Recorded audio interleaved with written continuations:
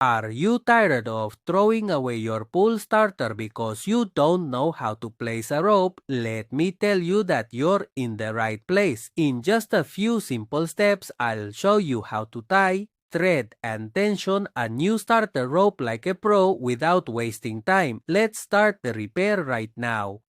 Now, here is the most important trick to save you time and $30. Look at the base of the housing and look at the pulley inside. Both have a small hole through which the rope must pass freely. Before trying to insert the cord, you must turn the pulley until that hole aligns perfectly with the exit hole of the outer base. If these two do not match, the cord will hit a wall and get stuck inside, making it impossible to place the cord in this retractable starter.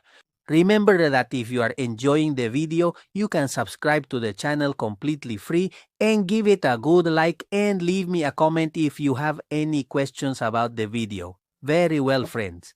Now we come to the most important part of the entire repair, tensioning the internal spring. If you don't do this step correctly, the cord will never return on its own. We are going to give it exactly 8 full turns. Why 8? Because 8 turns give the spring the perfect force to retract the cord with energy without forcing or breaking the mechanism. No son más. Ready. Once we complete the 8 turns, the tension of the spring is at its maximum. If you release it now, it will spin suddenly and you could get hurt. To work safely, we will use a flat screwdriver. We carefully insert it into this slot to block the pulley and completely prevent it from going back.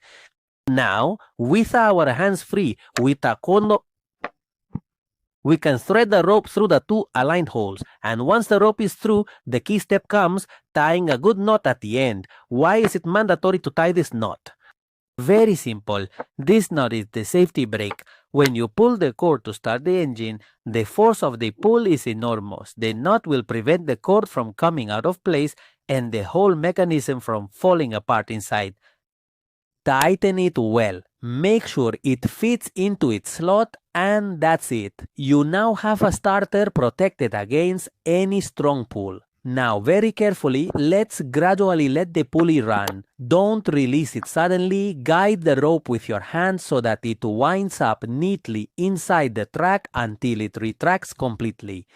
That's how simple it is to place a cord in a retractable starter. If this video was helpful, don't forget to leave a like and subscribe to the channel for more quick repairs. See you in the next video.